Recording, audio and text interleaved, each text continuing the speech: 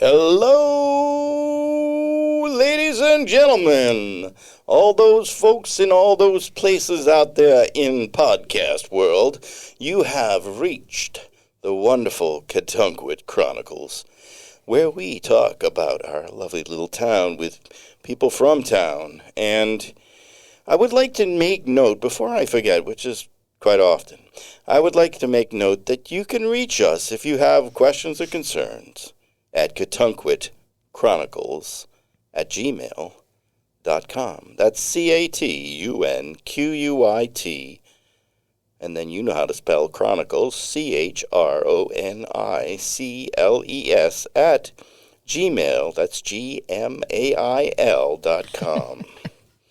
So I hope you got that message that we would love to hear from you as to what you like and dislike about our little show. And we have a show today. We have three people in the studio today, and one of them is Ashland Kamorek. I'm back. Hello, Ashland. It's so good to have you back. I get a little nervous now and again. There's been some absences, but, you know, it's not easy. Ashland is a busy person. Ashland has mountains to climb and hiking to do.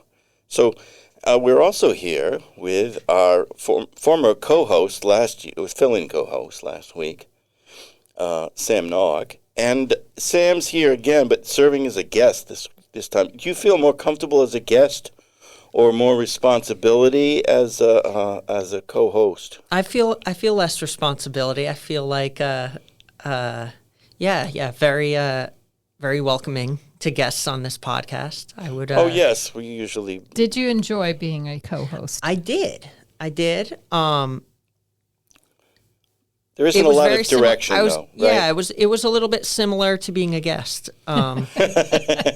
However, everybody's a guest because it's Jay's show. Oh, that's not James's fair. Show. Where would we be? Where would I be if I didn't have Ashland in the other seat right there? There'd be no podcast. She is the reason You'd have to call up on your exists. friends and neighbors to come and co-host. Well, at this time, Sam Nollock's putting on a show as far as the showing up thing. This is 2 weeks in a row. Like, we can't get the other neighbors to do such a...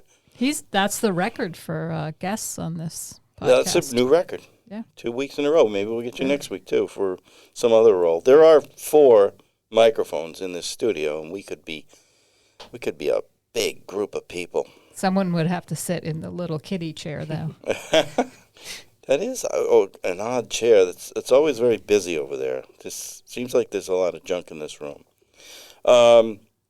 So I would like to report that I went to the Katunkwit Library last weekend, and I was able to listen to the Rhode Island Poet Laureate, Colin Channer.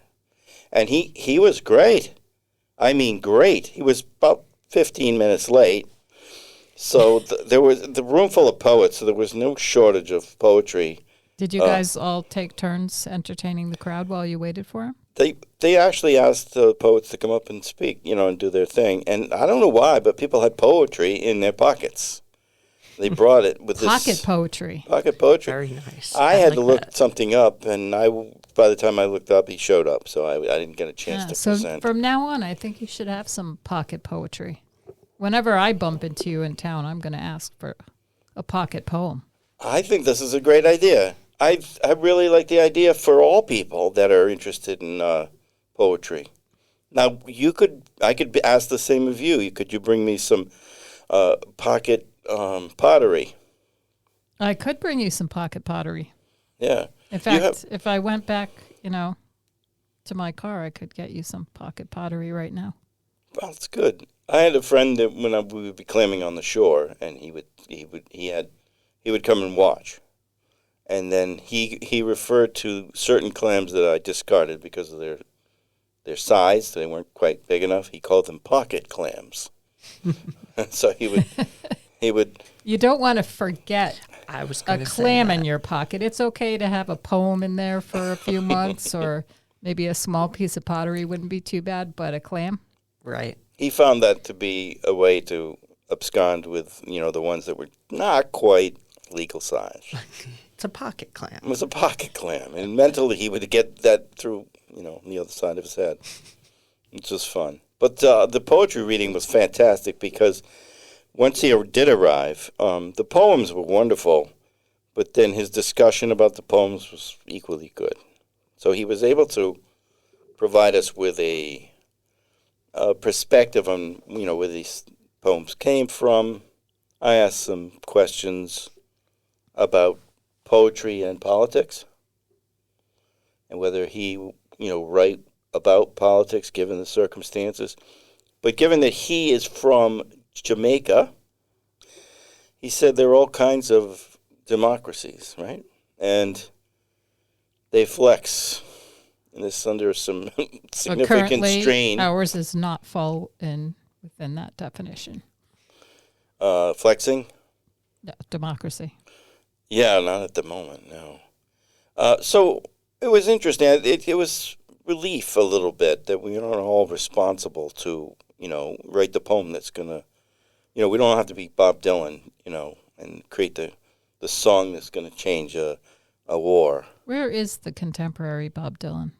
Not Bob Dylan himself, but who's taking up that role? I don't know. There's been a lot of hard rain, so Timothy Chalamet maybe, but he didn't write any of those songs. I don't know. Chalamet is in the movie, right? Yes. You know that. Okay. So with that said, I'm adjusting my microphone quite a bit to try to accommodate the back pain. So as we look at the day, the poignant point I made at this poetry reading, and I had to have some moment, was that he said, and you're probably bored stiff over there, right? Because Sam Knox a lot younger than us. However, he said that this was something that was interesting. He said, when was America great? And was it in the 30s? No, Depression. 40s, we're in the middle of a war. The greatest generation, I guess.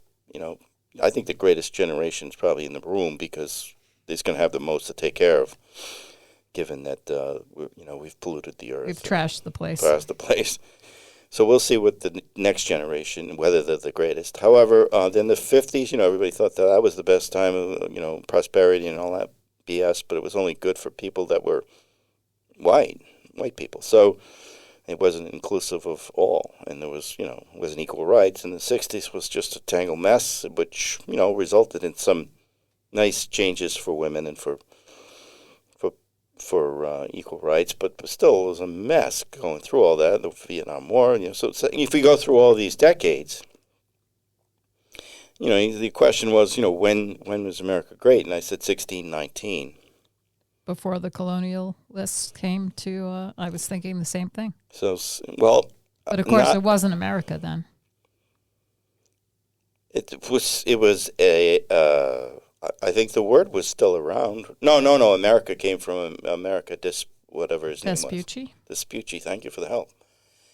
Vespucci was one of the founders of this part of the world, right? He was an explorer. Yes, he was an explorer. Thank you for helping. Did you participate on the march on Cotunkit, the protest? I participated in the Providence protest. There was march. A smaller one here. Was there really? Yeah. I know there was one down in South Kingstown, but I went to the big city. I know that's hard to believe. I know that there were several people. I didn't even get a room for the night. Oh, well, sometimes you bring a tent, though, right? Make sure. Because it's so far away. It's so far away. By golly. Who goes to Providence? Goodness gracious. You're very quiet today. Did you protest, Sam? I did not know there was a protest. Oh, come on. Now that I have your email address, I'll be sending you the notice for the next protest. I need to know about these things because no one tells me anything. We'll have to put a Post-it note on your hand.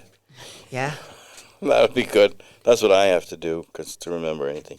However, I didn't go to the protest I went to the reading, and many of the people that were at the poetry reading left to go to the protest. This is really, encouraging, right? Yeah.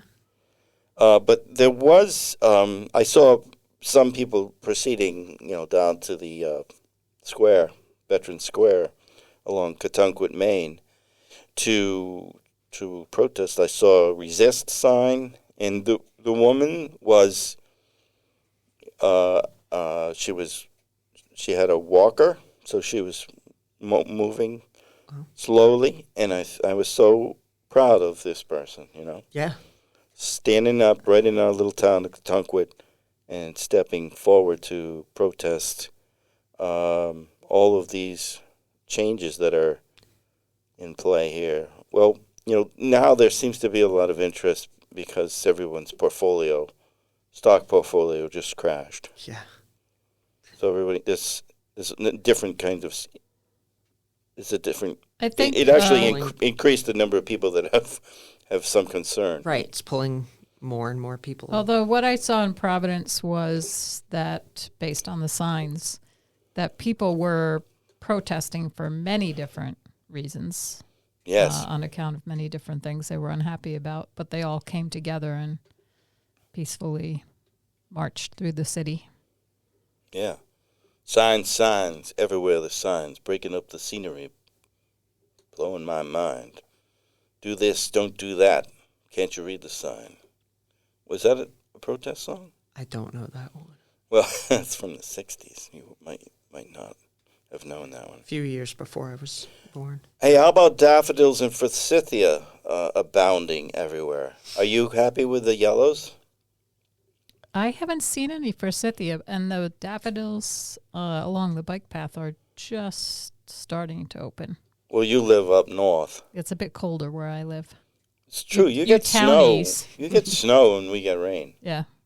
It's so funny. We've talked about that before, but I didn't know that the plants were that sensitive. So you're not seeing forsythia in your area. To be fair, I drove to work the last couple of days. Oh, my. And, you don't notice as much in your car as you do when you're biking. It has been 32 in the morning. It's 28 this morning. Jeez. 28, and then there's 40 or 50 mile an hour winds. Right. It's been windy. It has. I don't know. When's sailing season, speaking of wind? Soon? End of May. Okay. I mean, anybody could sail any time of year, but we don't get going till the end of May. A little too chilly. And the boat's not ready. Boat. Gotcha. That makes a bit more sense. There may become... If we had a boat boy, Sam, would you like to be our boat boy? Well, that depends. How would you like a boat boy that has no experience on large sailboats? Wait, didn't you used to work in the composites industry? Yes, before the boats ever touch the water. So I could fix your hull for you, but the second we're on the water, it's all bets are off. Well, Sam Nowak's father is on board somebody's boat. Is it yours? He very rarely comes on our boat. He's Is he working on Lexi's boat? betrothed. I don't know what the word is. He's connected to another boat. Oh, so you haven't caught that bug yet. But you know what? It seems to me that sailing, it's oftentimes it's just for fun, right? So you're doing it for fun, or you're doing to compete. But there might be a more useful purpose for it in the future, like because gasoline is going to be so expensive. Do you think there'll be electric motors for sailboats that'll power the sailboats? There are electric motors. There are also container ships with sails. Oh, that's exciting. Do you have a comment? Yeah, I do actually. Put up your hand. About those.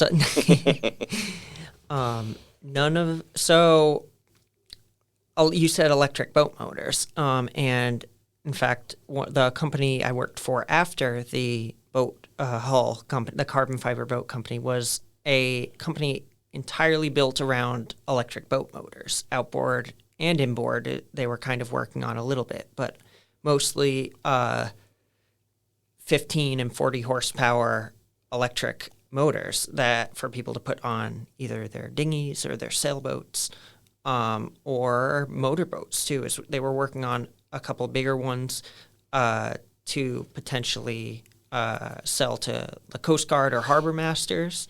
And but most of what they had went to like yacht clubs for a small pontoon maybe that's got to be a part of a regatta. And Or their ribs or something. yeah, I saw a picture of it. It wasn't exactly, it was small, but they, yeah, it's totally a thing that's becoming more and more popular now. And they would dock it and plug it right in, same charger as a Tesla. I see. So now, we don't say that word on this That's another show. place we could be protesting. That, well, Tesla yes, dealerships. yes. Or even on the dock where the Tesla plug-in is. No, it's just, that was my way of saying it's the universal, it's the standard, I can't remember exactly what. Okay, it's a standard plug-in unit. However, we don't use the word Tesla. You just did it. What? Oh, we'll call it Alset. You just reversed it. I reversed it. That's always my favorite thing to do. So, how about what WTF on the weather in the U.S., huh? Has anybody seen the news? I don't think so. The heavy rain and all that. Oh, yeah, that's like heavy rain, yeah. That's putting it mildly. They had heavy rain that led to flooding. But also, there was these tornadoes that were ripping through. In fact, there was some in Texas, and somebody I know was only, like, they were 20 miles from it, but it was frightening to see this thing, even at 20 miles. Because in Texas, you can see Very far. 50 miles, right? And you think it's in your backyard when it's 20 miles. And they have a yard that's massive, right? Everybody owns a minimum of 10 acres. And they pump their own oil. Yeah, I'd in like the to yard. see some data on whether all the weather is more extreme, or is that just my perception of what's going on? I know. Let's see some data. Sam, can you work? That All would right, you involve want some data? research. Here, let me pull. I got it in my pocket right here. No, I'm kidding. Pocket data. I'll come back next week with some research. Yeah, pocket data. That's a good one. Here's a question for both of you. Do you feel any lost freedoms? Like, are you feeling the effects of these changes in the way government interacts with people? I mean, I Is it haven't felt it personally, but of course we are all in this room very privileged, and so we are not going to feel it as soon as everybody else. But when I see a person, like the woman that was from Tufts, for instance, and she was walking along the street, and then it's very frightening when 7 people, 2 women and 5 men, approach you from all angles and then, march you off and then bring you to Louisiana. That's frightening. Oh, it's definitely frightening, but we're not yet at the point. Of course, we could very well be there that you or I or Sam will be pulled off the street. That's down the road, but we should all be paying attention. Well, I guess you don't lose the freedom until I feel a loss of freedom when she is taken from the street. Yeah, I agree with that. I'm just And when I see the way your people that- question was worded have we personally felt like we had lost a freedom, and I feel like we're still privileged enough to not have been personally attacked, unless you want to look at your portfolio. One person's loss of freedom is everyone's loss of freedom. Stock market drops, repositioning at my age. Here I am, repositioning. In a timely manner, I did. So that was good. You mean Very changing nice. your investments? Yeah. Do you If feel go good into about bonds? I don't feel good about anything at the moment, except the show and you and person across the way. However, when I look at she looked at the wall. The stock market issues, at my age, advanced age, Just don't look at it. I don't think I have the time to wait for the comeback. I'm out. When is the boat going on in the water? We already asked that. That's the end of May. So that was another question I had for you that I reiterated. I don't have a boat. It's been weird not having a boat for 3 years. Did you get rid of it? Or is I it just sold sitting it. in your... Oh, you sold it. Yeah, I sold it immediately. Do you So- still have an outhaul? No. Oh. No. I had an outhaul, and I had a boat on the outhaul, obviously, and then I had a need to be in a different part of the bay, so I took a dock space in the middle at Allen's Harbor, and it had given me more access to other parts of the bay, and I liked it there very much. However, I really enjoyed the outhaul too, but I didn't feel comfortable. I thought it was a privilege to have it, and I didn't feel comfortable just putting some other dinghy boat on that and not providing an opportunity for someone else. And, that's the way I operate. So it wasn't just going to be a BS, dinghy boat there. That's very To hold thoughtful the of you. spot. Give someone else an opportunity to use that. Thank you. I'm not a bad person. I have a question about not so much loss of freedom, but due to the number of federal employees and other employees that got their funding cut, how does that look for your summer employment, Sam? Well, that was a big concern of mine, actually. And so I reached out to them, kind of asking. We might have to refresh everybody's Oh, memory on We what actually Sam, talked about this last week, didn't we? We touched on it. Yeah, so the Appalachian Mountain Club is being my summer employer. When all this crazy federal stuff started happening, I reached out to them saying, hey, Should I be looking should for I be something else? Yeah, am I Did you still start gonna be with the able word to- hey? Yeah, no, that's I said that to give myself time to remember what I said. No, You learned from me.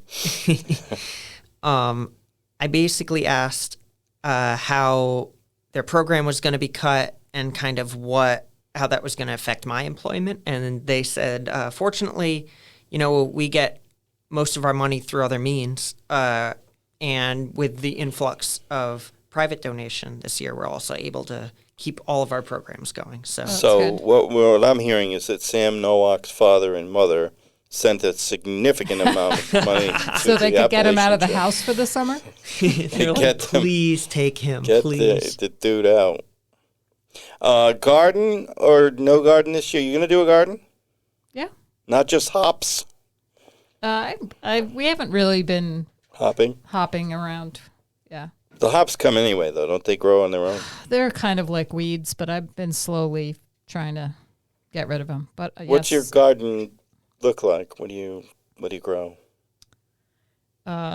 kale and greens, mustard greens, How do you protect them? spinach. You're in the wilderness. I was going to say, how do you protect the kale? Because we've tried growing kale, and the deer love Well, it. it is fenced in.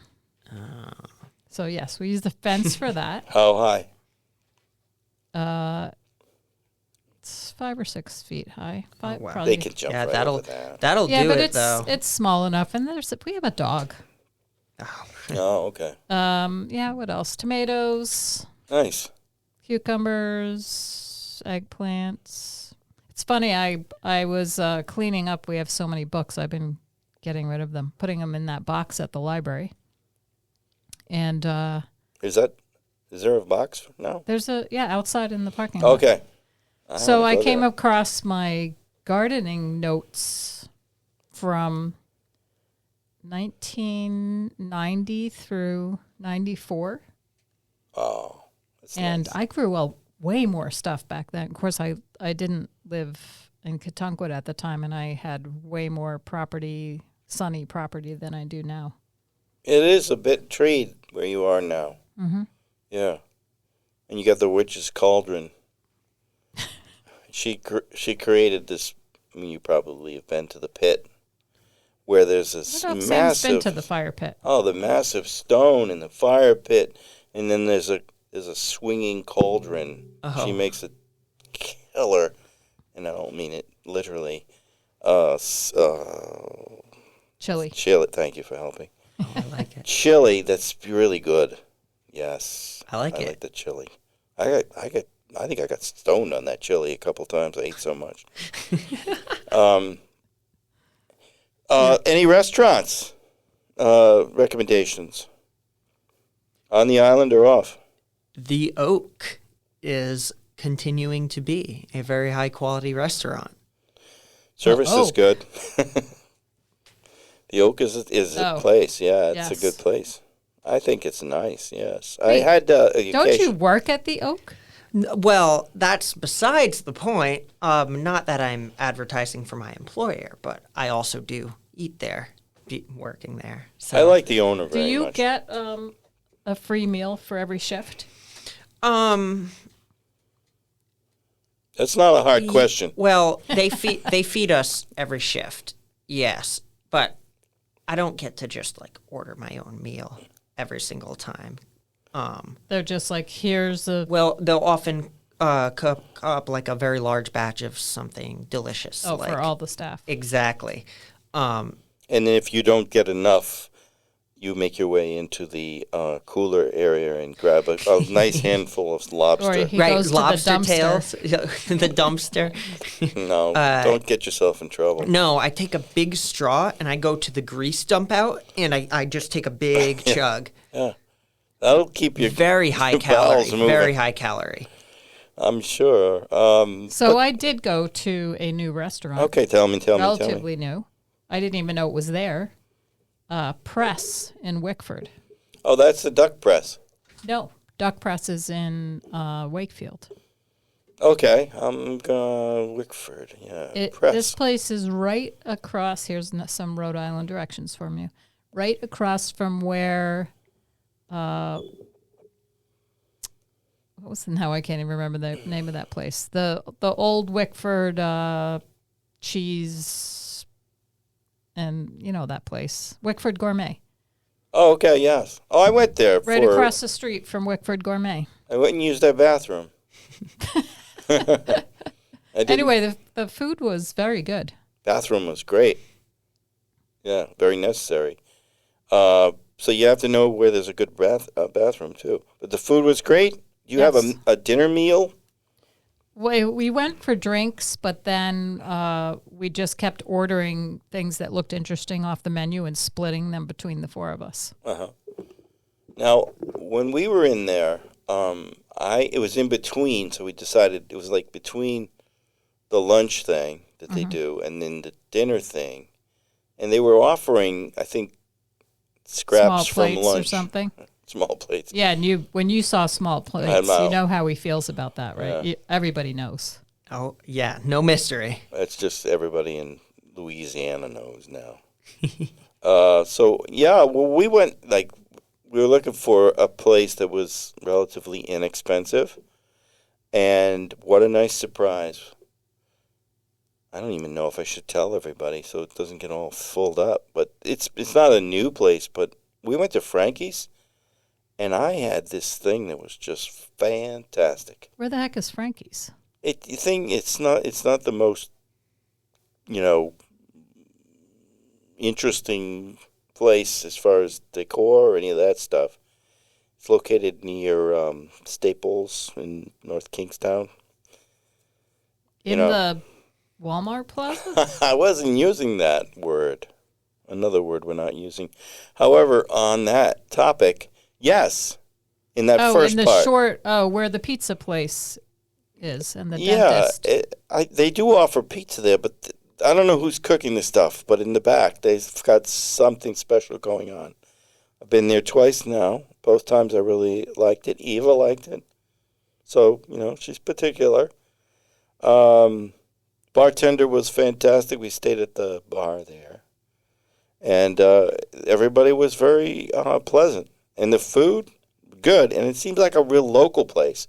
So there were people, some elderly people there too, and younger people, but some elderly people at the bar that were just like, you could tell they were regulars because they'd walk in, they were greeted, there was a drink placed on there, and the food was, they didn't even ask.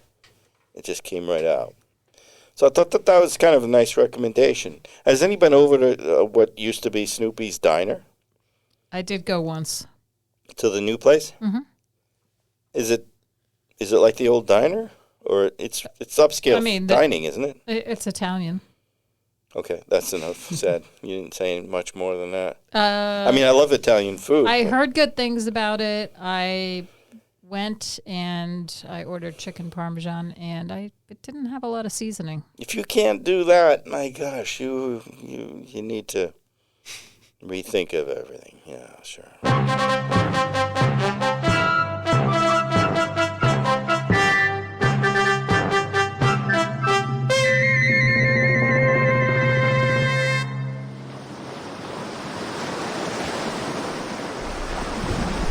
Did anybody have anything else to say about that they wanted to add to? Because I kind of bubbled you quickly. I waved you and musicked you. I was trying to think of if I had been to any new restaurants recently, but I don't think so. Is that another delay? I'm trying to think. It's a delay, and it's accurate description of what he's doing. I was just because I say that too. I'm trying to think. Well, that's interesting. I guess it is a little bit of both. I have the same delay that I'm looking to delay, and I say things like I'm trying to think. I'm trying to think, but nothing's happening. Okay, we're going to come to that. We've come to that part of the show where we're going to do, we usually do bullshit or not right now, but we're going to do word association. And I'll start us off with a rapid fire series of words. And if you don't mind, because I'm not going to write things down, I'm busy with lots of other things. Remember your response to each one. There's only 6 here. And then I'll ask you to come around with one. So I'm gonna alternate who I go to. I'll just point, and then either Sam or Ashland will respond first, and then you get the second response. To the same word? To the same word. Oh, okay. Is that okay? Yeah, that's fine. I just didn't know. I want to clarify how it was going to work. Does that work okay with you? Or should we do it like differently? I think that works. I mean, we can make up rules because we own the show. That's true. Okay, I'm going to start us off with the word bashkilatos. Too late. Tasty. I have never heard that word in my life. Tempura. Also tasty. Sushi. Fixation. Frogs. Hyper. Staple. Store. Frankie's. Fingered. Toad. I pass. Jocularity. So I threw you off with that one. We should describe that Sam is now holding his hands over his face. Yes, and there's a lot of redness in that. I'm just glad I said toad. That was a pretty interesting answer. Why did you say toad to fingered? Well, because I needed to say something. I can explain to you the reasoning why that was the first thing that popped into my mind, and that was because fingers and toes are both digits, and my dad once made a joke about a similar thing involving toad and frog. That little book? No, just word association. Okay. All right, that's good explanation. Not really. Bashkilatos, you didn't know the name of it. You didn't know that word. I do not know what that even why? Means. Why is that? Made it up. I made it up. But it does really sound like a tasty little sort of desserty thing. Right. I was a little thrown off by the fact that I didn't know it, but the first thing that popped into my head was like some kind of condition or disease. It's a word I use when people hand me a camera and say, "Will you take my picture?" And I say, "Sure." And then I get the camera up and I get it ready and I say, "Okay, everybody say bashkilatos." They think, I'm going to say cheese, but I say bashkilatos. And it's just a made up, And like because Greek you type do word. that, their faces all have this position in the picture. Because the end of botchkalatos, Okay. the reason people say cheese is because it makes you smile. See that, but that's just cliche at this point, right? If you're taking a picture of children, you can almost always say poop and get them to all smile. Yeah. Oh, wow, that's true. Yeah, that's their favorite thing. All right, so on that tempura, I had. What'd you get? You came up with Sushi. sushi. I said tasty because I could really go for some tempura right now. Yeah, you're hungry. I can tell. You always arrive hungry to the show, which is Well, it's because this is tea time for me. it's endearing that you like you come with this verve. That's a function of being hungry. So tempura and sushi. There is a tempura sushi. I do like tempura sushi. I like tempura too. Okay, so fixation, and you didn't have an answer. My answer was hyper, as in like a hyperfixation. Okay, clinical term. Yes, I have no idea what I said. I don't remember either. Staple, and you said Frankie's, which was interesting, and you said store, and then fingered. There was a lot of blushing. All right, so let's go to you. Our guest, Sam Nowak, has a list. This was his only assignment ever. This is my assignment, and I'm going to go in the You have order to point, like I did. host, co-host. So, 3, 2, 1. Snorkel. Dive. Reef. And Can I change my answer? You can. Drown. Drown. Okay. So the next word is crimp. Style. RJ45. Word number 3 is oil. Fistula. Can Boyd. Word number 4 is train.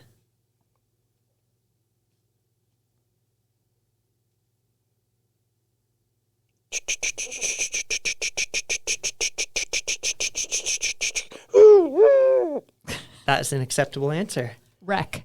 Wreck. And word number 5 is swivel. Fingered.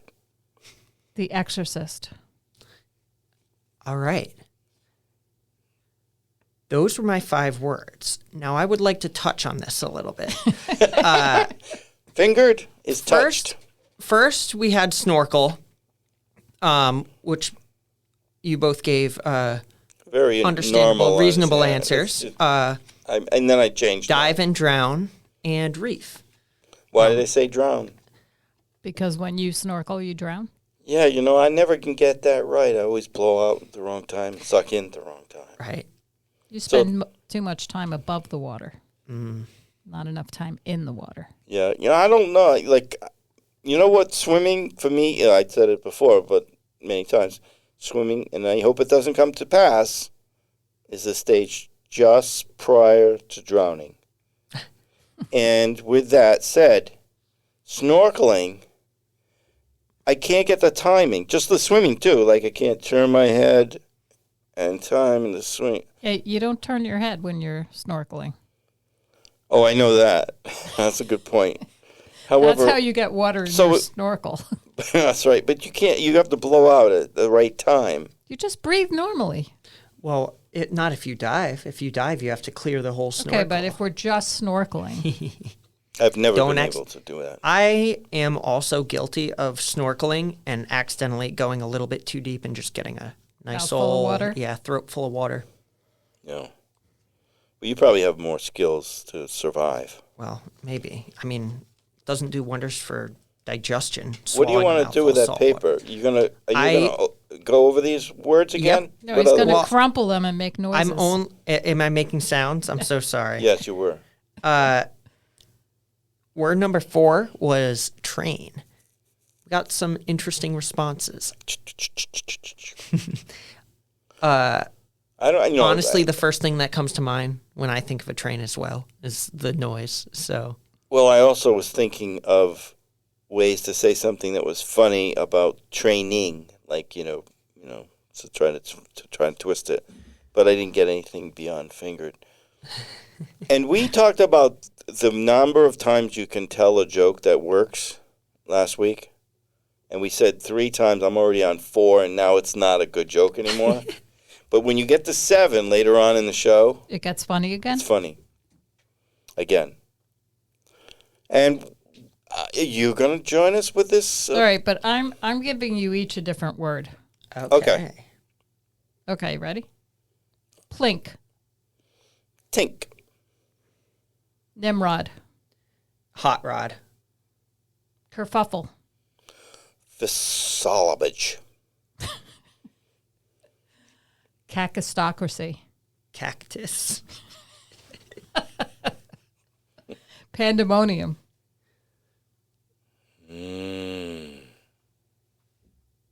Is that your answer? First aid. First aid. Totalitarianism. Government. Benightedness. The United States of America. Megalomaniac. Megalodon. Plink. Tink. All right, I'm done. Those were not my best answers. I liked your answers. Megalodon. There's no good. way. I can't remember even. It was a type of government I'd never heard of, and all I could think of was cactus government. Oh, cacistocracy? Yep, that's the one. Yeah, all my words were, except for Plink, were very much tied to the current administration. Yes.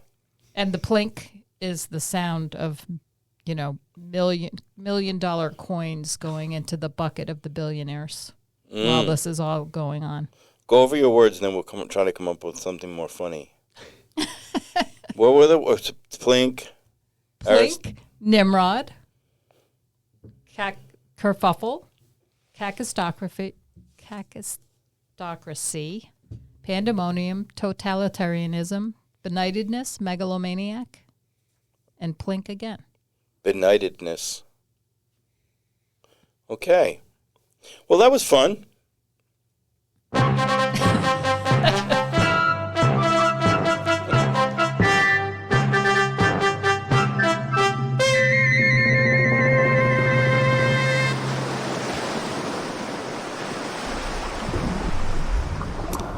Oh, we come to this part of the show where we pay the bills, and this is the way we do it. Sometimes we're doing some public service announcements that don't require any payment, but in this case, we have a restaurant that starts us off. So I was going to ask none other than Sam Nowak to start us off with this new company that just popped up, literally popped up.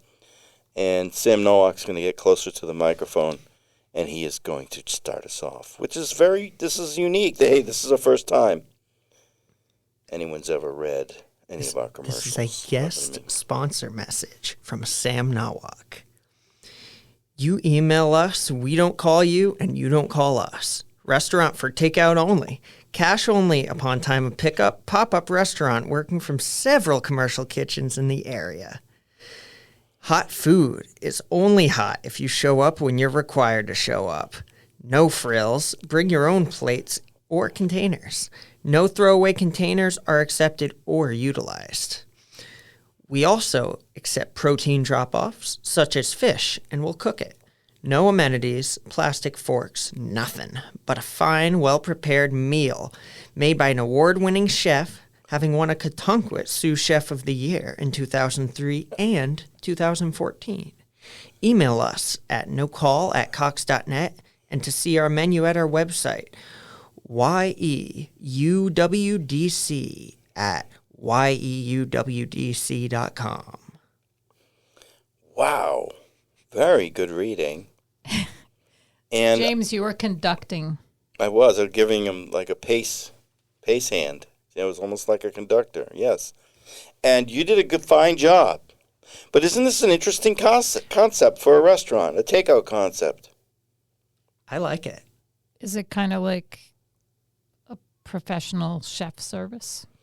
Yeah. In its own way. One of the things that's unique about it is it sort of pops up in different restaurants that are, they utilize these. Oh, they're using kitchens. the kitchens of different restaurants. Correct. Okay.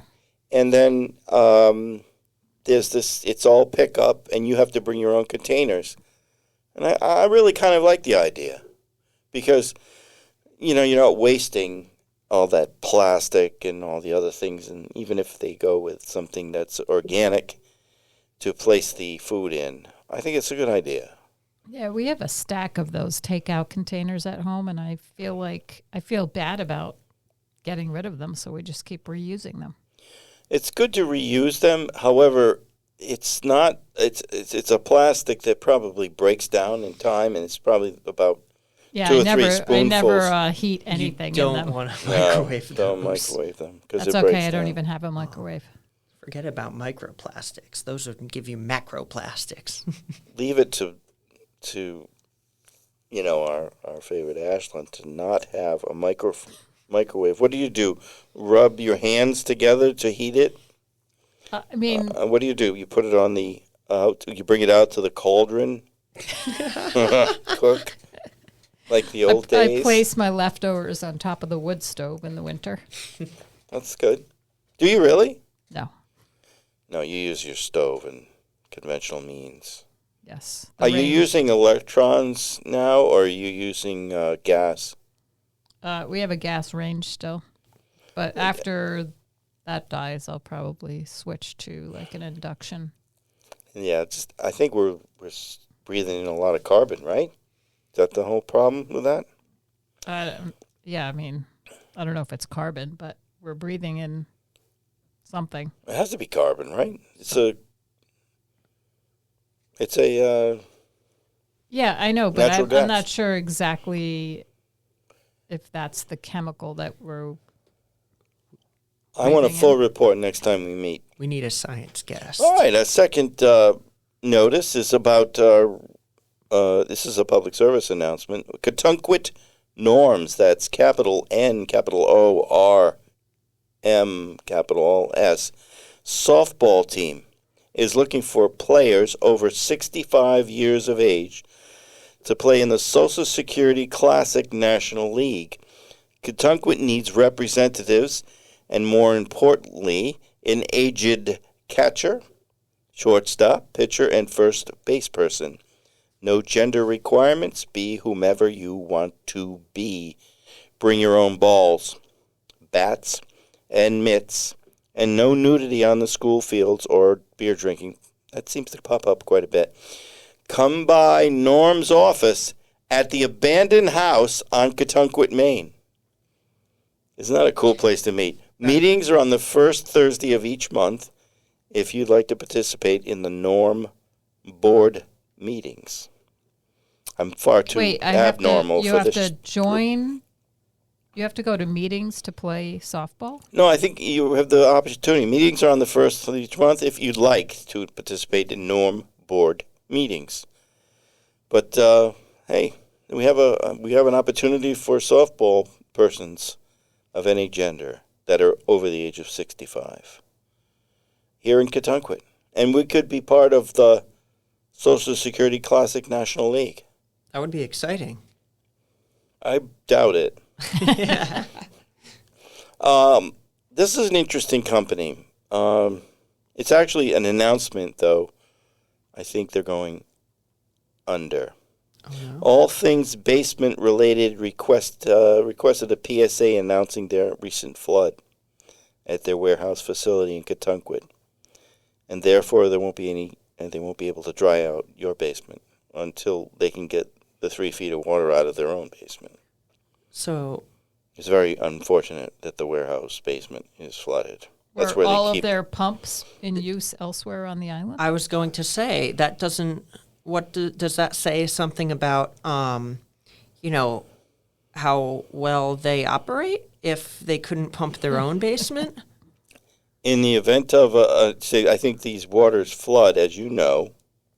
It just comes upon them, and their pumps were in this lower part of the building, and they all were, yes, Not the fast owner, enough.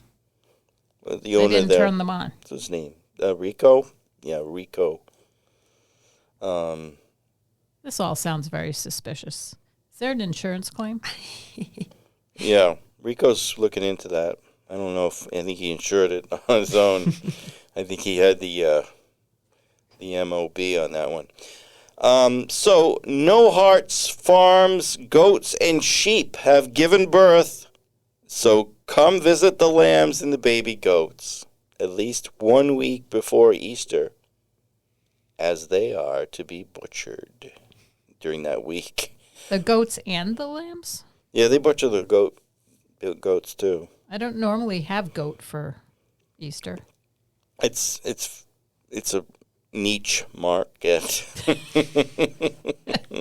Bark, bark, bark. That's a goat. Is there a goat on the microphone? That's a goat noise. All right, Tony's Taxidermy is offering half-price deals on all roadkill mounts. Pick it up off the side of the road. Tony will create a taxidermological masterpiece that you can bring home and hang in your house for the rest of your days. You can have a possum, rabbits, deer, groundhogs, birds of all types. Sorry, no skunks. What about human? Oh, gosh, we let those, I don't know if Tony's up for that. So let me see. I have guests over and I'm like, oh, yeah, and there's the rabbit I ran over in, 2012. Yeah. And down here we have the squirrel that I got just last year. Half price. No, this is after I've taken advantage of the Half price? taxidermy service to show every animal I've killed on the road. Of course. Or you didn't even have to be the one to kill it. I know. You could have, I'm It's a just pickup. imagining who would even go for this service. you never know. I mean, there's But at half price, some a lot people of out people- there. I'm sorry. Oh, no, that's all. Okay. At half price, a lot of people go for half price deals. And I think Tony's got something here. Just because it's a deal, they'll get it. Yeah. That's true. I mean, I don't know if he does. Well, he Some does people get fish, too. over-leveraged. But you can't run over a fish. That's a little bit harder to do. I think he only gives could. the half price on the roadkill. It's a way to keep the streets clean. You could get run over a fish. If- I can imagine a couple of scenarios where you might run over a fish. Are you a man? Are you a woman? Or are you a fish? Are you a man? Are you a woman? Or whatever you want to be? Or are you a fish? Katunkwit's U.S. This is sad. Katunkwit's U.S. Postal Service representatives say, get your stamps while you can and while there is still a U.S. Postal Service. Remember that a forever stamp may not actually be forever. And I think that that's a sad commentary from the chief of the Postal Service. The postmaster. That's what they call that. Postmaster. And this postmaster probably is very concerned about the Postal Service. I think that this new administration started on the 20th at the federal level is interested in privatizing that organization. I don't like it. Let's face it, there's not that much mail that's worth reading. I have a lot of circulars that come. Bills. Right. And you know what? Now at this age, lots of opportunities to go on cruises. Oh, I always look at the pictures because it looks like fun, but boy, that's what is it? What'd you call it? Like a cesspool of germs? I may have said something along those lines in another episode. Petri dish, you called it. No, you did. Maybe I did. Maybe somebody else did. Do I need to remember everything I've said on past episodes? At least what I've said.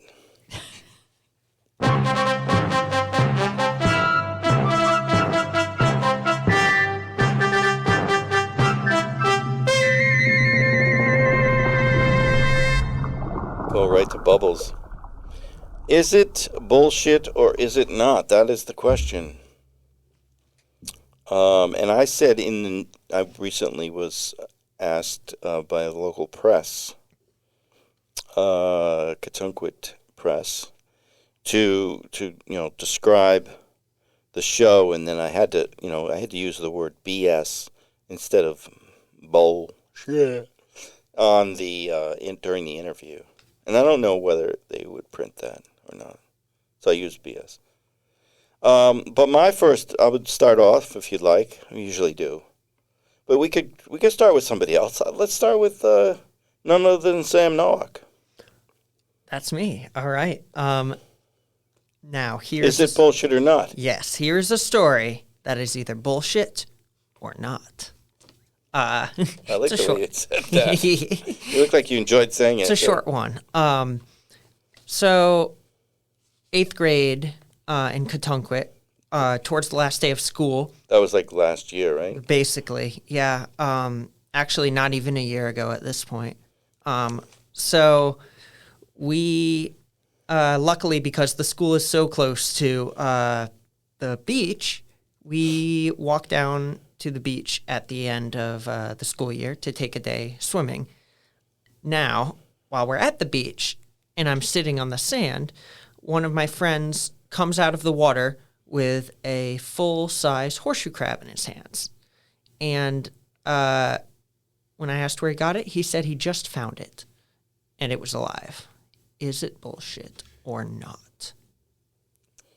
Of course it's true.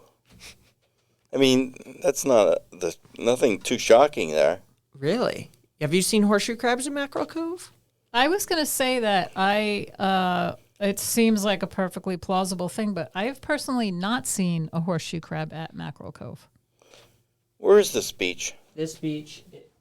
It's Katunkwit Cove Beach. Oh, well, that's what they call it? Like, that's the other name? Oh, cool. I didn't even know that. Yeah, it's fun. It's also known as Herring Cove. Oh, right. You do remember things that I forget. Herring Cove. Cool. So there's where the actual... Okay, but the question is... About the crab. I say it's true. Honestly, I've not seen a horseshoe crab anywhere in Katunkwit. Oh, come on. You know, as a child, no, not a child, but my senior year of high school, I would catch, in the month of May, 700 to 1,000 horseshoe crabs a night for almost all the moon tide. Well, not the moon tides, but the high tides around the moon, right? The moon and then the new moon, which is like, when it's dark. And I would catch them, and then I would sell them 25 and 35 cents each, which was, really sad. So they could drain their blood? Maybe no, they were using them for Bait? Conch bait, yeah. Oh, boo. To catch conchs. But there is like a market for... There is. Yes, for a good medical percentage research, right? of them die, as it turns out. Yeah. I mean, we used to have, where I grew up, tons of them around, but honestly, I haven't really noticed them around here. I caught about 20 or 30 of them. I brought them down to the blood bank. They were having a blood drive. They didn't go for it. So I say, it's true. What do you say? I'm True. talking to... It is true. Good It is instincts, true. both of you. Yeah. It wasn't shocking, but maybe to you and the No, rest of the children. it was certainly shocking to me. Biggest horseshoe crab I've ever seen, and It was a female. it was probably in May or June, early June. That's You know, they're mating at that time. Surprised they didn't find a smaller one in the back. The smaller ones are the males. very cool. Yeah, and they do they hump away. So anyway, what do we have? I have nothing for you. Okay, so is it bullshit or is it not? Taylor Livingston recently came to town to visit his even more famous brother, James Livingston, and attended the Thursday night one-person show at the Katunkwit Cafe. The singer at this Katunkwit Cafe that night, Katunkwit's own Colbert Baines, you know him, because he's locally famous, handed Livingston his own guitar, and Livingston played for 2 hours, including Baines for many of his iconic songs, and they sang together. And after the show, Baines said it was the best night of my life. He broke 2 strings in the last song. Can you believe it? And I don't know. Okay, what do you think? Is it bullshit or is it not? So Bullshit. interesting. I think just to go with my gut, I'm going to say not bullshit. You say bullshit, that's Ashland, and you say not bullshit, and I'm going to go with not bullshit. The fact that you're gonna go with not bullshit. Well, I'm agreeing with him. It was all true. Colbert Baines was playing, and in came That's you know awesome. Taylor Livingston, and before you know it, was a jam going on. It's a lively town, that's Yeah, for it's sure. a good town, little town, Katunkwit. The Katunkwit Cafe that can happen there, and that's not bullshit. So, if you get a chance to hear Colbert Baines, bang, do it, and then get your Pandora out, and you can listen to Taylor Livingston and his brother James Livingston, and boy, they got it going on.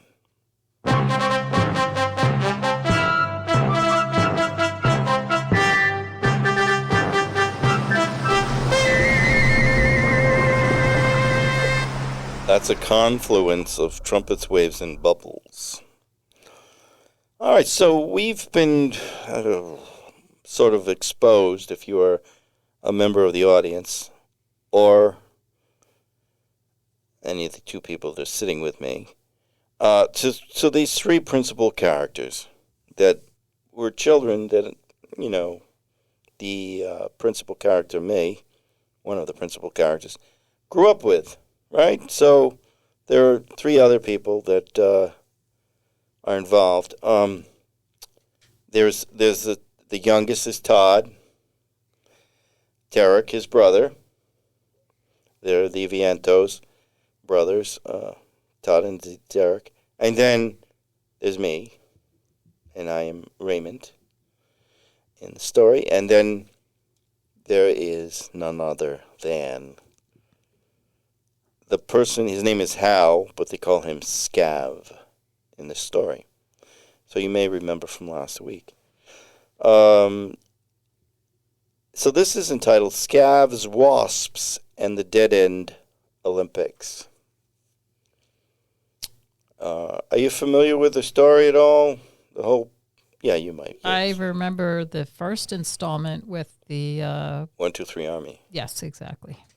Yes, and then last week we did something about A the backyard carnival. Yeah, thank you.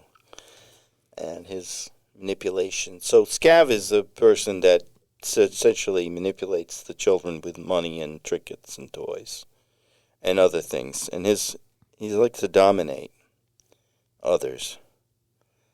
So, I mean, hopefully it's appropriate for these times with the changes in the federal government, and I keep saying that. Summer's oppressive heat sits atop our house like a dome of wet paste. Yet our house, set up as a cave with dark drapes, windows closed, and a giant caged window fan that's set up backwards and upstairs in my sister's bedroom, draws the heat from the house, and miraculously we remain cool. I don't know how my sisters can sleep with the noise, though. I can't sleep, and I'm in the next room. I look at the twirls in the stucco ceiling to look for shapes as I await sleep. I sing made-up lyrics quietly to the steady wow, wow, wow, wow, wow of the fan, and wonder why I have to smell cigarette smoke from my parents smoking in the kitchen. Morning can't come soon enough. Scav said he had some work for us, so I wonder what it is, and eventually I fall asleep. I wake up before dawn from the sound of the kettle. My father must be making Folgers instant coffee. He never sleeps. And even when he does, he's up walking around the house as he awakens with terror from the memories of the Second World War. Sometimes I'm awake like now, and I go down to help take his mind off the nightmares. He pretends that he's fine. He tells me, "Nervous legs, that's all it is, Ray." I know he appreciates the company. I also know that Dad's covering it all up, trying to suck it up, because I overheard Mom telling her friend Ludmila about it over coffee.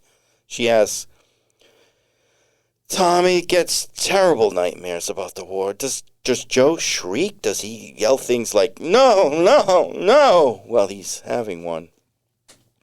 I recalled their whole conversation. Ludmila answering after taking a sip of coffee from one of the good cups. You know, the delicate porcelain ones with the blue English scenes printed on them that we received while shopping repeatedly at Almac Supermarket. Her lips smear red lipstick on the side of the cup. I mean, really. Joe's more of an arms guy, kind of curls up in a ball and covers his head. But his arms come out in all directions at first, and he hits me with his huge hands. He doesn't know he's even doing it. The two women nod in unison. Tommy was buried alive twice, so who knows what that does to a soldier, Mother said. I didn't know any of this until she said this to Ludmila. "I'm not sure why Joe does what he does," Ludmila responds. "Our fathers paid a heavy price to serve this country." My father pulls 2 cups from the cupboard. "You want coffee, don't you?" he asks. "I'm 10, Dad. I'm not supposed to be drinking coffee." "Coffee milk, then. I'll put in a lot of cream," he says while pouring the hot water atop the freeze-dried coffee grounds. I like the way the crystals make a popping sound at first. He cuts a huge piece of Italian bread directly on the kitchen table, scarring the surface with a knife. "Oops," he says while pointing with a knife at the spot. "Mom's gonna kill us." "I'll sand it out," he responds after cutting the second piece without a cutting board. "The butter's soft," I say. "Just like we like it," Dad says. I nod while slathering the bread with butter and stir in 3 sugars in the coffee and fill the cup to the top with heavy cream, stirring until it makes a vortex and spills on the table. Dad laughs as I dunk the bread into the brown liquid. The butter melts into the coffee and adorns the surface with a yellow oil slick.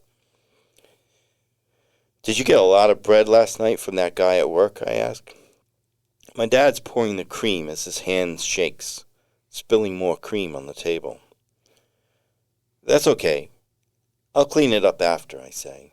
"Yeah, the guy works at a bakery after he leaves work with us, so next day he gives us the old bread," he clarifies while settling into the creaky chair. "Doesn't taste old to me," I say as a greasy, buttery coffee drips down my face. "Take it easy, Ray. It's early. What's the hurry?" Scav said he has work for us, and something about maybe Olympics, I say. "I don't really want you doing anything dangerous, Ray. That kid isn't right. Be smart," he insists. "I'm smart, and Derek's wicked smart, so we'll be all right." "Why was he paying you to catch wasps last week?" Dad asks. "I don't know what he does with them, but I made like 95 cents. Would have been $1, but one got away when Scav accidentally dropped the jar. You should have seen it, Dad. He almost pissed himself. He's afraid of everything." I reveal as I make a slurping sound, and Dad smiles. Better not do that too loud and wake up your mother, Dad warns. You forgot about the whistle on the kettle. It was shrieking for a long time, Dad. If she didn't wake up then, a little bad table manners won't wake her. She has an ear for bad table manners, Ray. Don't be so sure, Dad says as he finishes his bread and removes the smock that he's wearing to protect his white shirt with the pocket protector and pen sticking from the pocket. Staff meeting today. Bosses will all be there. I have to look professional, Dad says as he fixes the pocket protector and leaves the table, deserting his plate and empty coffee cup. I got you covered, Dad, I speak out in a hushed voice as he rests in the family room in his favorite chair while scanning the front cover of the Providence Journal. I clean up the mess on the table and buff out the scratches with a Brillo pad as best as is possible and head upstairs to dress for Scav's idea of work and whatever the dead-end street Olympics brings forward from Scav's demented mind. I put on running shorts and white socks, my shitty sneakers from Grant's Emporium, with the soles that feel more like hard plastic than rubber, and my favorite crew shirt, even though I wore it yesterday and it smells like shit. I read for an hour and hear Dad's car leaving the driveway without a goodbye from me or any of us. I wonder how he really feels. At 7:30 I'm restless, and I figure it's okay to wake up Derek and Todd because they take a long time to get ready. For one thing, they eat very slowly, and Derek reads everything on the back and the front of the cereal boxes. Todd only eats Fruit Loops and Captain Crunch.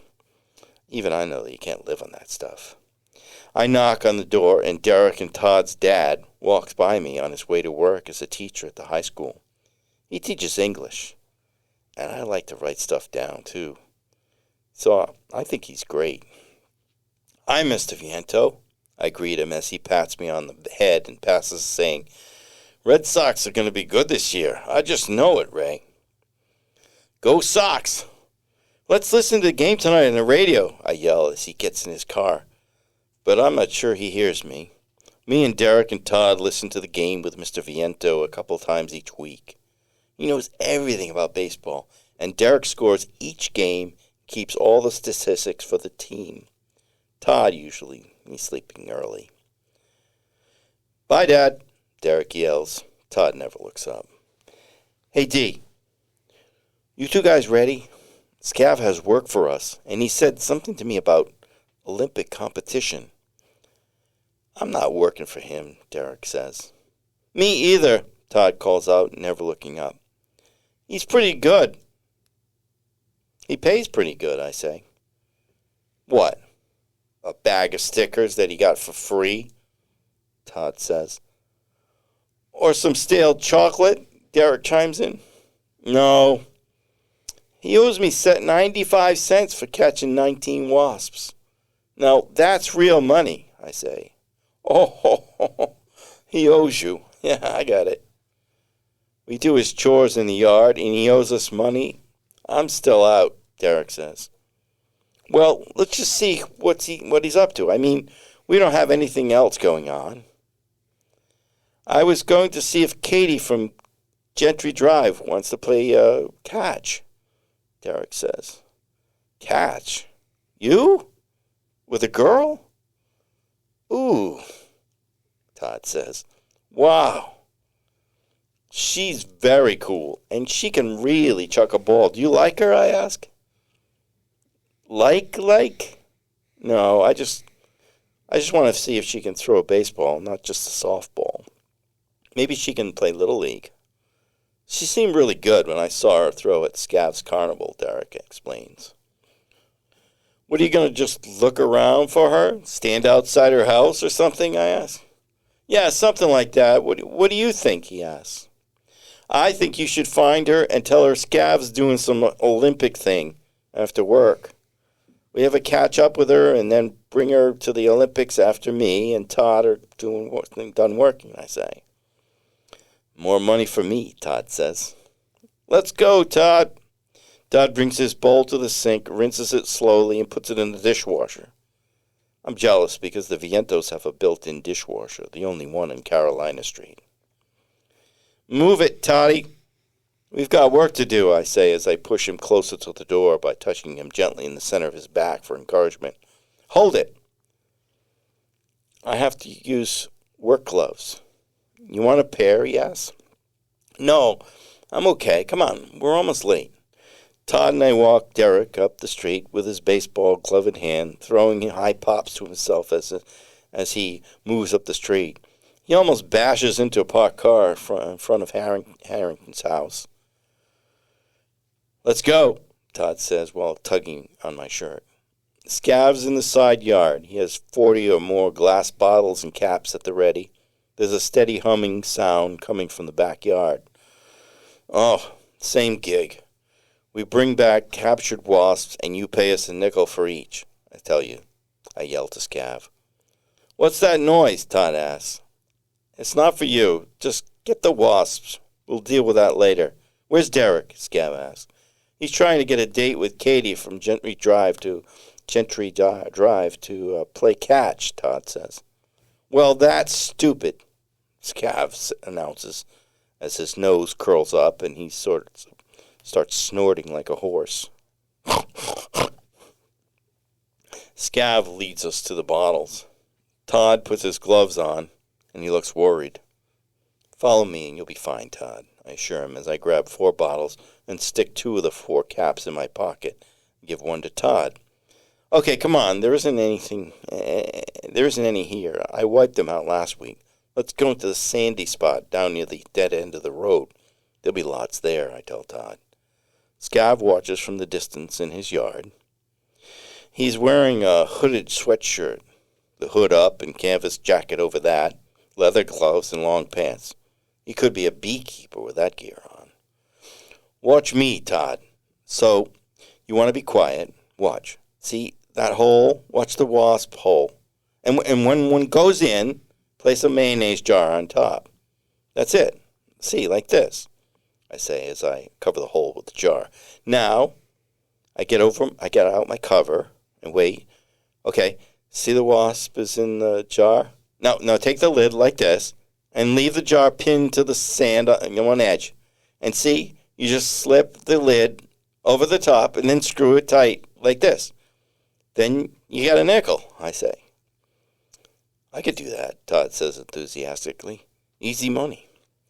Easy money. Just don't stumble and let the wasp out. They're pretty pissed when they come out, I say. You been stung? Scav asks from his yard about 30 feet away. I haven't ever been stung, Todd reveals. A bee got me in the bare foot once in the backyard while I was picking my mulberries. But not while I worked for you, Scav. In an hour and a half hour, we fill all 40 containers. I filled 28 containers, and Todd filled 12. Scav's shifting from one foot to the other and sweating as he's overdressed for the hot day. Okay, you owe us, I say, but I can't finish. $2, Todd yells out. $2.95, I correct him. $2, Scav responds. You're forgetting my 19 wasps the other day that I caught, I remind him. Scav scowls. I thought you'd forget, and he reaches into his pocket of his coat, pulls a bag of silver coins in every denomination except pennies. Wow, you're a millionaire, Todd responds, picking quarters from the pile in the bag, 7, 8, 9, 10, 11 quarters, and 2 dimes here. Here it is. Count it if you want, Scav says. It's all there, Todd announces assuredly. I separate $1 worth of quarters and hand Todd the money. You only owe me 60 cents, Todd says. You did a big kid's job, so you get a big kid's pay, I tell him, while Scav shakes his head disapprovingly. Thanks, Todd says proudly as he moves the change between his fingers. I know exactly what I'm going to buy at Pete's Market, Todd says. What? I ask as Scav walks to the backyard and we follow. My mother likes strawberries. and it's strawberry season. It's only 75 cents for a box, so I can get them and 3 Snicker bars. One for me, and one for Derek, and one for you, he says while pointing at me. You're a good kid, Todd. I should pay more attention to you. You're really cool. I know, Todd says as we reach Scav's backyard. Scav's backyard is tucked up against a stone retaining wall that keeps the neighbor's yard from demolishing Scav's house. After a good rainstorm, he's created a covered fort in the space with a green tarp and poles he dug into the ground. It's kind of cool how Scav built this place. But he never lets any of us play back here. He opens the curtain of the fort. Inside the structure is the source of all the buzzing. Sitting atop a set of 2 sawhorses, centered in the space are the wasps. A full-size covered aquarium holds center stage. A long 1-inch tube with a cork stopper in the end extends from the hole into the plywood top of the aquarium. Hundreds of wasps ply angry fly patterns within the aquarium. So this is what you've been doing with the wasps, I say. I thought you were releasing them at a farm. Ha ha, you sucker. A farm? These things are horrible. My father says he wants them eradicated, Scav says. What's eradicated? Todd asks. Killed, I reveal. No. Let's let them go, Todd says. They'll just come back, Scav responds. But you could bring them somewhere else, like in Todd's wagon. Maybe like where the new houses are built over at Gentry Drive, and you could put a long string on the cover and pull it off, and no wasps have to die, I say. Too much work, Scav says. But we caught them, and we should get to say what happens to them, I say. Well, I bought them, and I get to kill them, Scav says. We're not going to watch you do it, Todd says. Come on, let's go. You're going to miss an amazing show, Scav says as he removes the tarp from the fort. You should stay for when I feed them. Scav removes a squirt bottle of sugary water from a box, removes the cork, and quickly places the nipple, the sugar bottle at the end of the hose. He squirts 3 times, and thick sugary water makes its way down the tube and toward the aquarium. 3 wasps climb up to meet the flow of sugar water. As the syrup drips into the aquarium, what was once a loud humming sound becomes incredibly loud as the wasps fight for the syrup dripping from the tube. And now, for what you've all been waiting for, watch this, Scav says, as he simultaneously removes the syrup bottle from the tube and sprays from a bottle marked alcohol. The mist of alcohol reaches the wasps, and they fly in 1,000,000 directions. Todd backs away, and I follow him on the path between the house and the stone wall, looking back, just as Scav lights a wad of newspaper he's using for a wick. He lights the end and backs away, but not in time, as I grab Todd and throw him to the ground, just as the aquarium explodes in a fiery ball of flame and half-flying, nearly wingless bugs, with glass launched far into the Carlew's yard above and landing on us. I lift Todd from the ground, check to see if Scav's all right and not bleeding, and me and Todd run like hell all the way up to Gentry Drive to find Derek to tell him, but mostly to get away from Scav and to forget what we just saw. We can't find Derek and Katie, so we walk back to a spot hidden from Scav's view in Carlew's yard to watch Scav clean up the scorched windows and his completely totaled backyard. While he's busy cleaning up, Todd and I sneak to the edge of the stone wall and let each of the 40 remaining wasps we just caught out of their jars, and then quietly break each mayonnaise jar by dropping them to the pavement below, making it look as if they fell from the wall when the blast occurred. Todd and I hang atop my favorite tree until we see Derek and Katie walking down Carolina Street real slow, and she's talking a mile a minute. We spy on them for a while and then climb down. It's lunchtime again, so we split up. The dead-end Olympics would take place on another day. Yeah. What do you take from this character, Scav? He reminds me of some people from my childhood.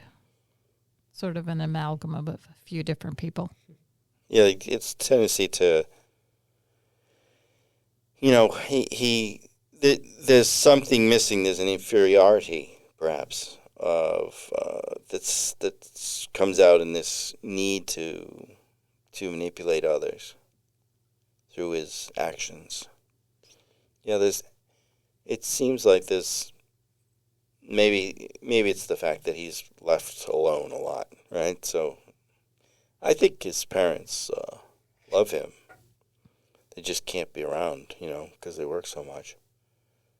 Yeah, but I mean, back in those days, we were all completely unsupervised, whether our Yeah. parents were home or not. But you didn't manipulate others with No, money I know, and but chocolate. the manipulation part.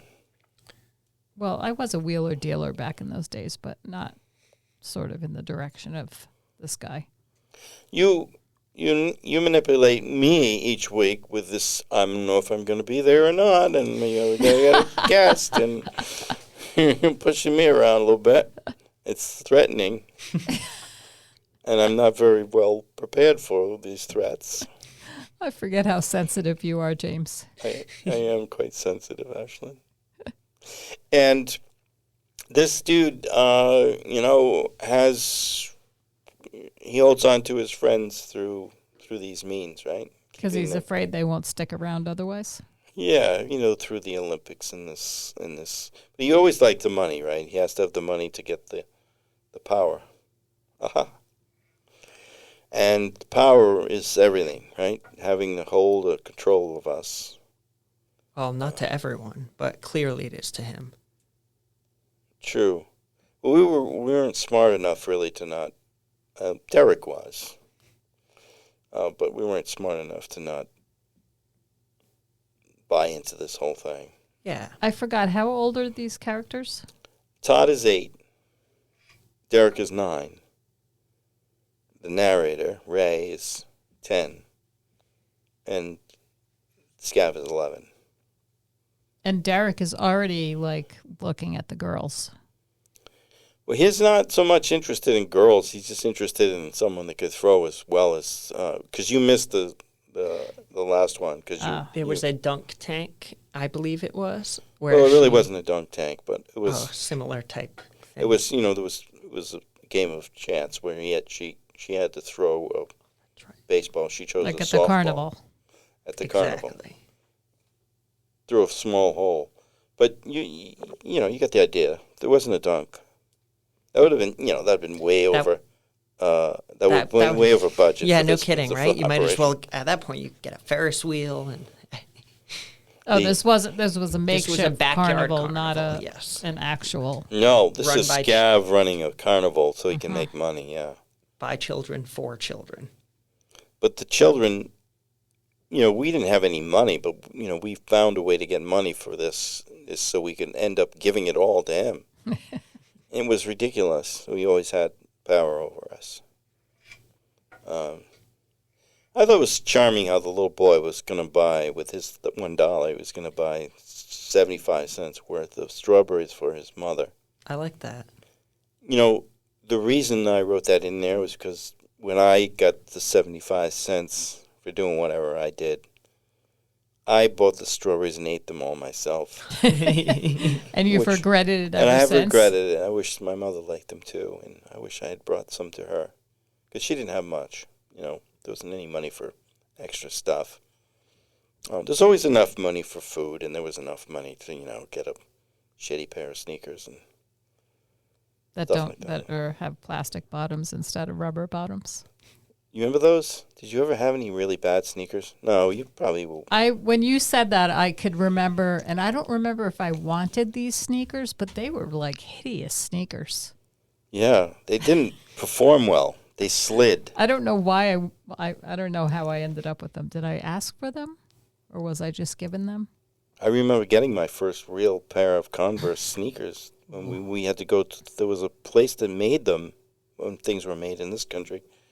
Back, and I know that's controversial, but there were, at the time, like in the early 60s, and if you wanted a pair of sneakers, usually they were made next door.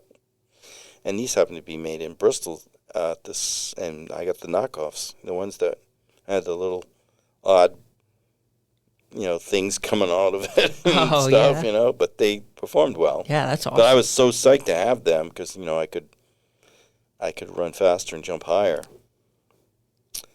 And I ran everywhere I went. It doesn't look like it now, but I did. We were just barefoot all summer. You said that before. Mm-hmm. Did you wash your feet or did you not wash your feet? Did you wash every day? Do we wash every day? Only when somebody caught us and made us. But we were in the water every day, so we weren't that dirty. Fresh water? No, seawater. Yeah, you were brined. Yeah, you ever get that the salt layer when it's Yeah. But I mean, our feet were dirty probably by the time we walked home from the beach. Or Right. maybe we rode our bikes and our feet wouldn't get that dirty. Well, I want to say this about today. Thank you very much for all of us being together. I really appreciate us being together to talk about these matters. And we are running a little bit over our normal time. But this has been a really nice discussion. Thank you for being here, Sam Nowak, and the son of Sam Nowak's father, and Sam me. Nowak's brother, Sven. Sam He's- Nowak's he's brother's the- brother. He's also the son of his brother. Oh no! Don't get This twisted. sounds Wait, I like don't one of think those so. Don't I'm twist my own it up. grandpa type things. He's younger than me, so I'm not sure how that would work. But My mother was my uncle. If he Yeah. married, if your parents were divorced and your father, oh yeah, it's super complicated. Let's not go there. we don't Just need to. you just need to listen to the "I'm My Own Grandpa" song, and you'll come up with a connection to make it work. Okay, I've never heard that, but I'll have to give it a listen. Yeah. Very good. Keep that in mind.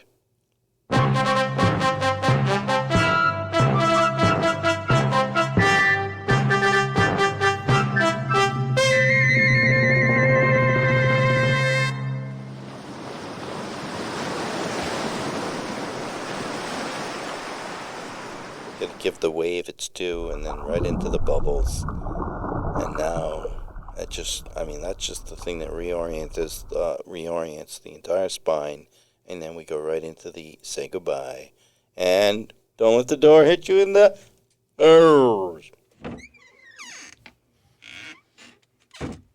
That's a modified word.